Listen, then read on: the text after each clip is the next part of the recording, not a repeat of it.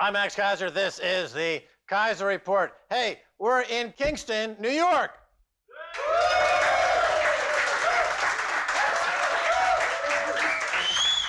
City of the future. This is the place to be, millennials. Hey, millennials, are you sipping on your 5th artisanal latte? Well, guess what? This show is all about you. So sit back, relax, and let's get into it. Stacey. Well, you might want to explain to people why those people were clapping in the background. We are in Kingston, New York, where Gerald Celente runs the On Trendpreneur Conference, and it's all about entrepreneurialism. So we're here. There's an audience here watching us, so you might hear them make some noises every once in a while. That's the audience. It's a live audience. It's actual booing from real people. You and I often talk here on the Keiser Report about the destructive element of capitalism. Remember, we have creative destruction, we have creation and destruction. One of the things that has not been allowed to happen is the destruction of the banks. The banks have not been allowed to fail. So that's a destruction of the bank. And allegedly, possibly, theoretically, in the textbooks of capitalism, what happens is somebody else comes along and creates something out of the ruins of what was there before. But we're no longer allowing failure. But on the other side of it, we're no longer allowing creation. The myth of the millennial entrepreneur. Millennials are on track to be the least entrepreneurial generation in recent history. John Lettieri, the co-founder of the Economic Innovation Group, testified last week before the U.S. Senate. The share of people under 30 who own a business has fallen by 65% since the 1980s and is now at a quarter-century low, according to the Wall Street Journal analysis of Federal Reserve data. There's been a few studies recently about this lack of entrepreneurialism in the millennial generation. And in this report in The Atlantic, what they're pointing out is the high level of debt that they have from student loans, which is hindering their sort of risk-taking, and also the oligopolies in the economy. But here, let's talk about the actual data that they're no longer you mentioned the creating. indestructibility of banks. I mean, they should create a new element on the periodic table called bankonite. It's indestructible. Nobody can destroy it. It is the composition that makes up the U.S. economy. You cannot destroy the banks. No law applies to them. Superman can't destroy it. And as a result, you have an unmovable object, and you have this new generation that's being crushed by the baconite element that is imposing this draconian leeching effect on the future by giving this generation all this debt, because the bankonite, the banking cartel, they need that cash. If they can extract it from students, they'll take it. If they can extract it from the healthcare system, they'll take it. If they can steal it from your grandma's denture jar, they'll take it. Nothing is out of the reach of the bankonites. They will just go in there and their greasy little paws and extract every last sou they possibly can. They've been allowed to become this nasty, indestructible force, and it completely goes against everything that you would hope would be in a dynamic economy where competition rules. So the millennials, the student debt number since Obama took office during the financial crisis, during the beginning of the financial crisis, has doubled. So it started so it's now $1.3 trillion. Remember, what we did when the banks were all falling apart is we saved their bad debts. We did not let those debts be destroyed. We did not let those fraudulent loans be destroyed. We made them whole. And what has been the consequence is a loading of debt, creating new debt in order to roll the old debt into this new debt and keep that whole system alive. We have not, in order to prevent that from being destroyed, we have stuffed all this debt onto these young generation.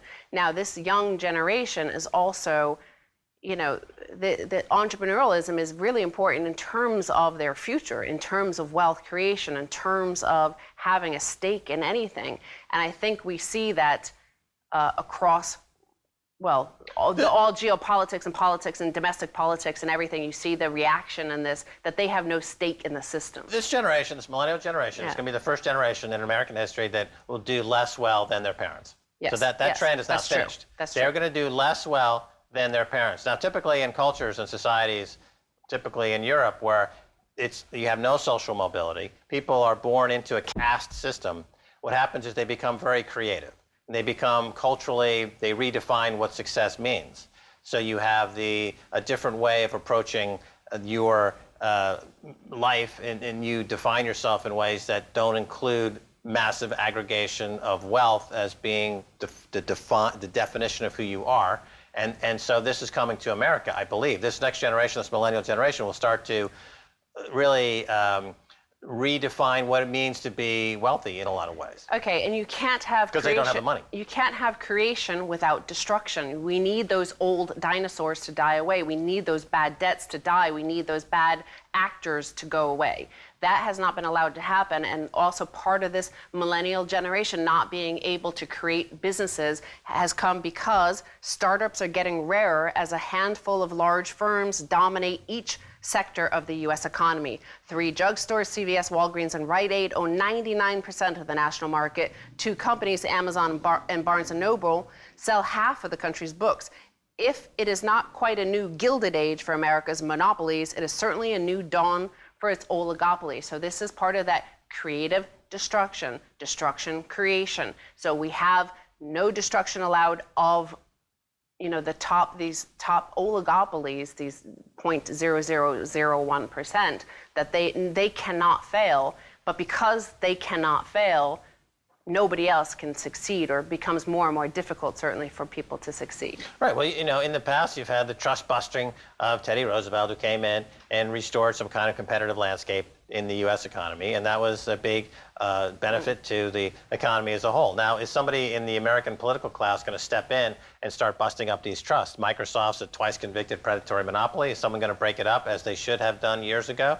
Well, not when they have such incredible influence on the political process by buying their way into the political class as they've done, as Jeff Bezos at Amazon buying the Washington Post, by buying into major media, by this fascistic synergy between major media and corporations and politics. It's fused together into one corporate policy, which is now causing enormous damage to the entrepreneurial class in this next generation. So once you wipe out this current millennial generation, there's not going to be a one after that, because you're talking about essentially creating a country of zombies who are going to be addicted to the highest selling drug in America right now is antipsychotic medication, playing Pokemon Go.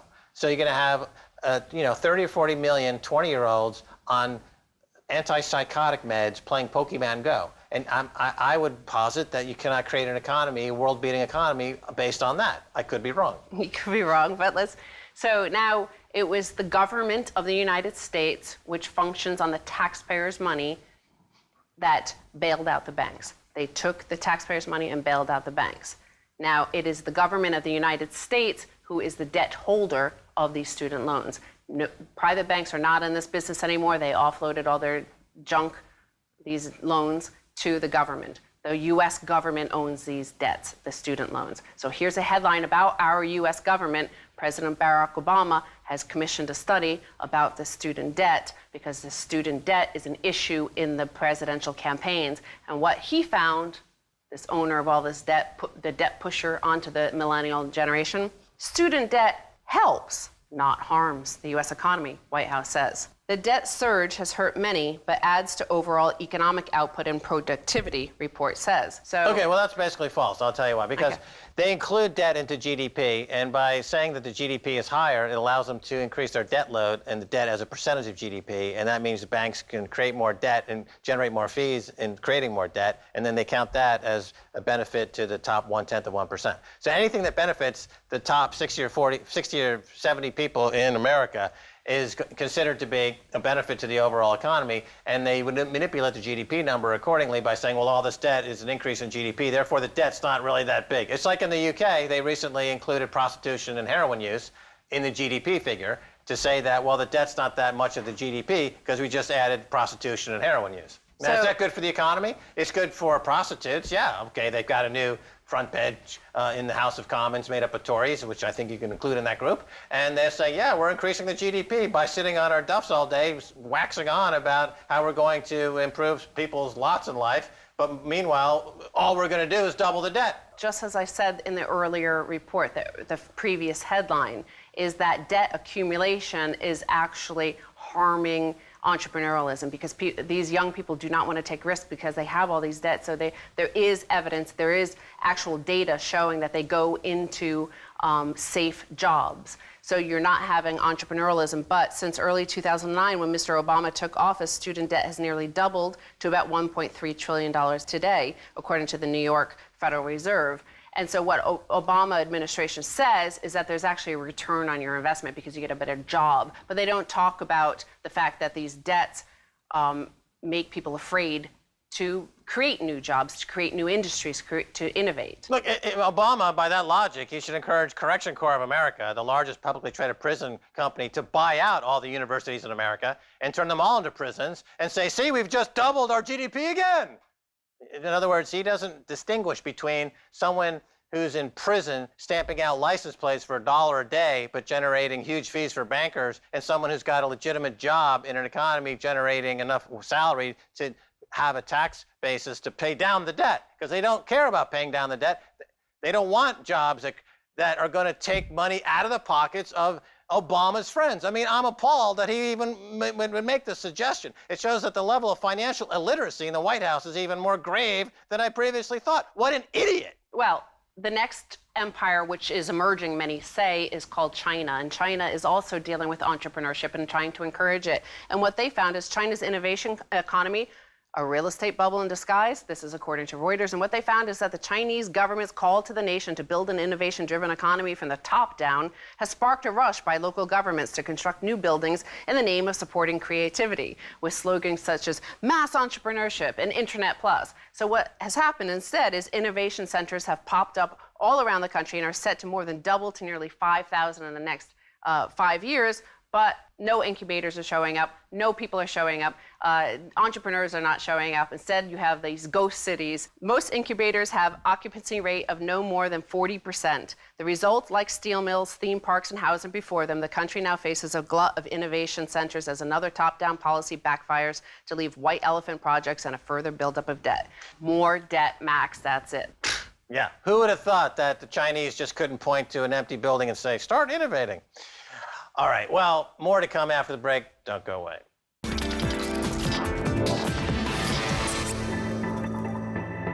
Welcome back to the Keiser Report. I'm Max Keiser.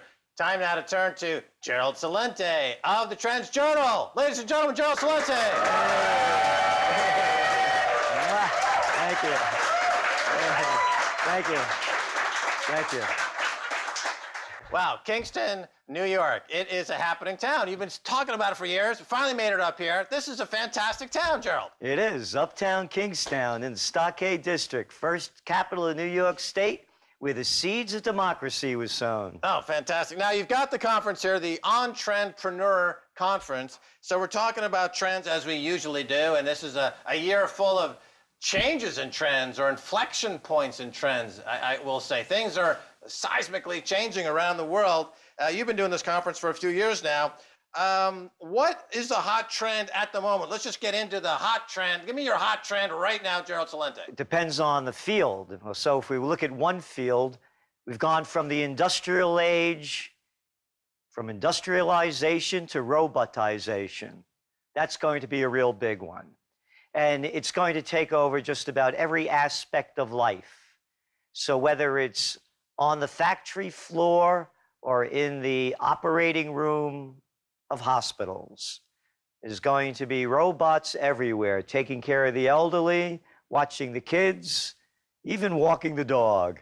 Yeah, I mean, I was out on the beach over the weekend, and they were talking about drones now being used to go out to in rescue operations, where they, before the lifeguards can swim out to the person that might be drowning, they can send a drone out to drop a life buoy. And so that drone technology being used in multiple different ways, robots being used. Of course, that means that there's going to be a big loss of what people consider to be jobs. There's a lot of jobs missing. There's a lot of people now, particularly this new generation, who are facing futures without the traditional jobs.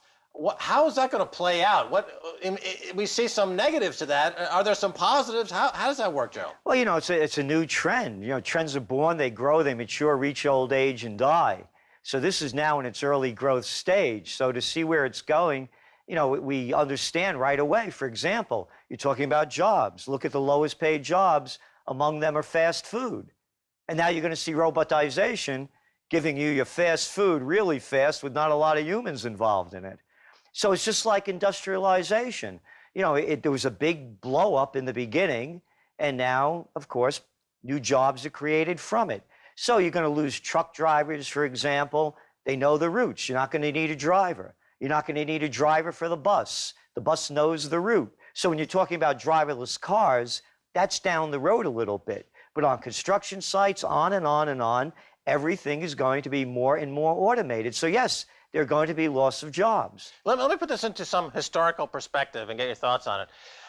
Going back a few hundred years, we had the medieval days of lords and serfs, and huge concentration of wealth, obviously, in the monarchy. It wasn't until the Black Plague struck and half of Europe died we had the emergence of the middle class. Suddenly, the lords needed workers. They were not plentiful, and they had to pay something called a wage. And you had the beginning of the middle class. That's how it all got started.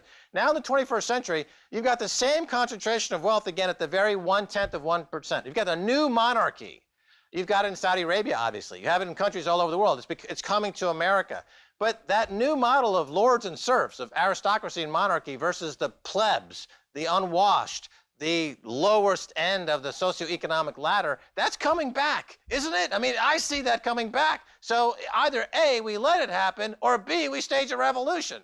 You don't have to go to Saudi Arabia. Take a trip to the United States. You've been in England a couple of years.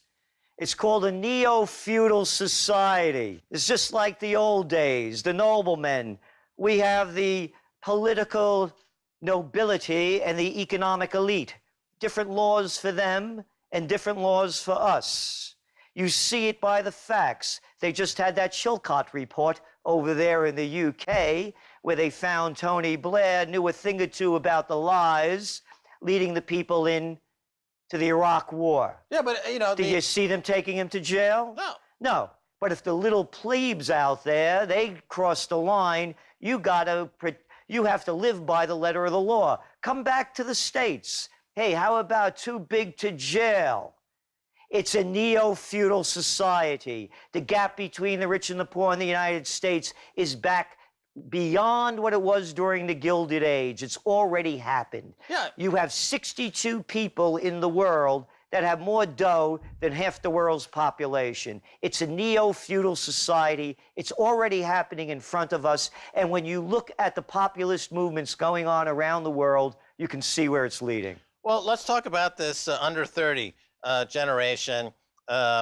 Has fallen 65% in the is now a quarter century low. Some of the lows, entrepreneurialism in this new class, this millennial class, this new generation, we're seeing in dramatic loss in entrepreneurialism. And we're seeing the rise of services like the Uber for dog owners. Okay, this is a new app. If you're a dog owner and your dog poops on the street, this new app will summon someone to come and pick up the dog poop for you.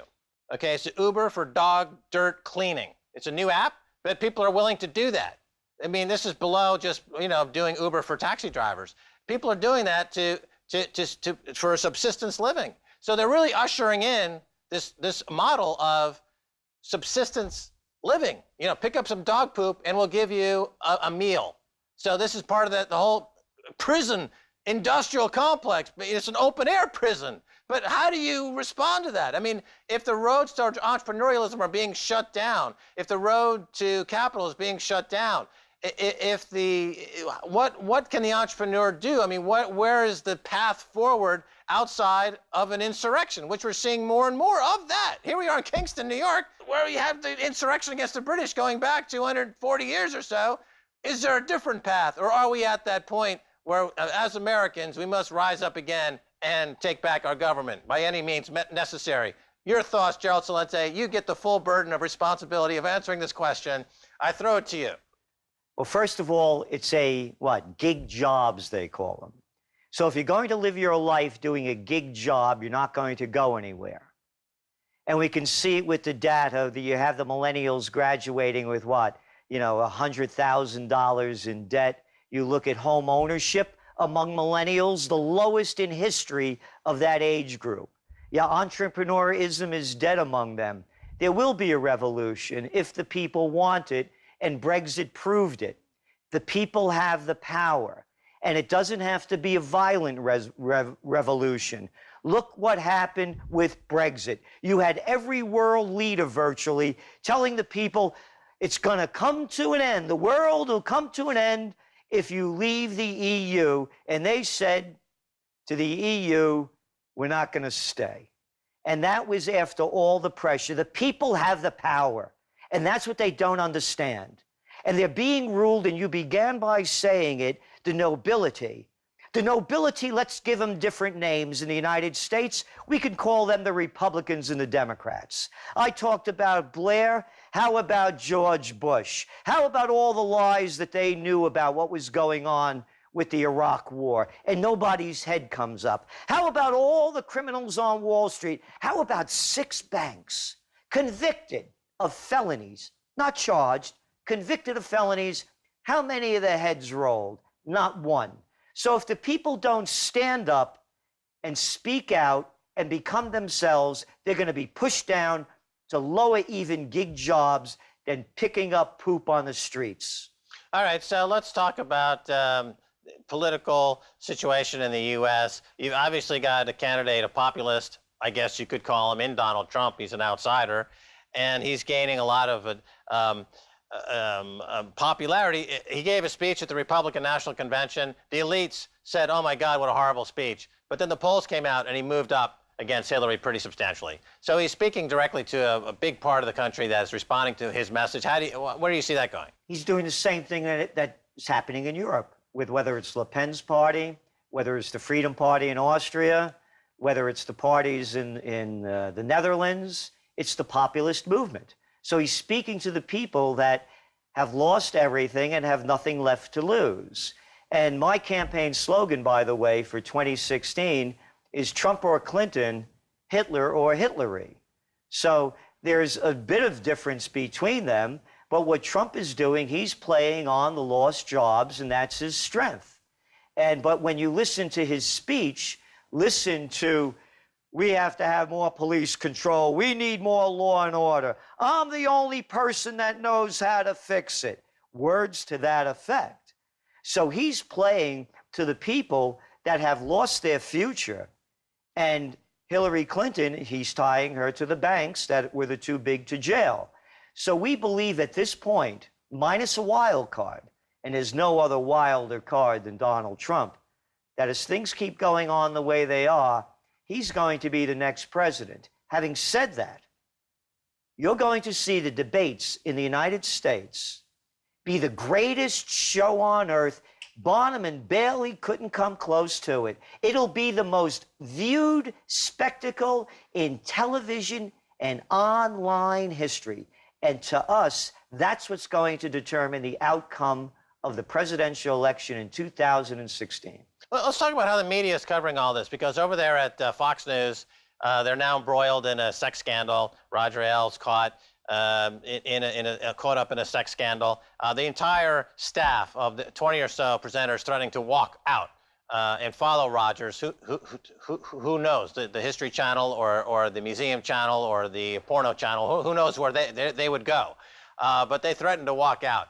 Meanwhile, you've got the Young Turks getting into a fist fight nearly with Alex Jones at the convention. So alt media is now, almost on a street fighting basis.